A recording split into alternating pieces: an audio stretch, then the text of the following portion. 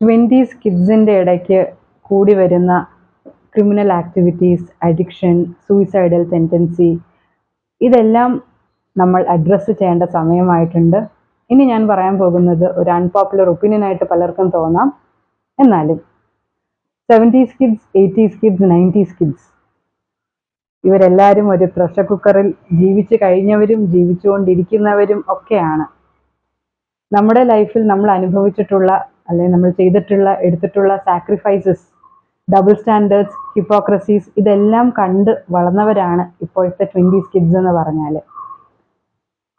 സമൂഹത്തിൽ ഒരു പ്രശ്നം ഉണ്ടായിക്കഴിഞ്ഞാൽ അല്ലെങ്കിൽ പേഴ്സണൽ ലൈഫിൽ ഒരു പ്രശ്നം ഉണ്ടായിക്കഴിഞ്ഞാൽ നമുക്ക് ആദ്യം അല്ലെങ്കിൽ നമ്മുടെ ഒരു സ്റ്റേജ് എന്ന് പറഞ്ഞാൽ അത് ഡിനൈ ചെയ്യാം, അങ്ങനെ ഒരു പ്രശ്നമേ ഇല്ല എന്നുള്ളത്, അല്ലെങ്കിൽ അതിനകത്ത് എനിക്കൊരു പങ്കുമില്ല, അത് മറ്റൊരാളാണ് ചെയ്തത് എന്നുള്ള ഒരു ബ്ലെയിം ഗെയിം ഒക്കെയാണ് ഒരു സ്റ്റേജ് എന്ന് പറഞ്ഞാൽ. രണ്ടാമത്തെ ഒരു സ്റ്റേജ് എന്ന് വെച്ചാൽ അടങ്ങാത്ത ദേഷ്യമാണ്.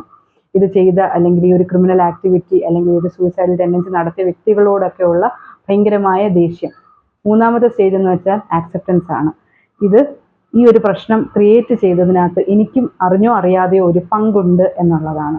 സോ ഇതിനകത്ത് ഏത് സ്റ്റേജിലാണ് നമ്മൾ നിൽക്കുന്നത് എന്ന് അറിഞ്ഞാൽ മാത്രമേ ഇത്രയും വലിയൊരു പ്രശ്നത്തിന് നമുക്കൊരു സൊല്യൂഷൻ കണ്ടുപിടിക്കാൻ പറ്റത്തുള്ളൂ.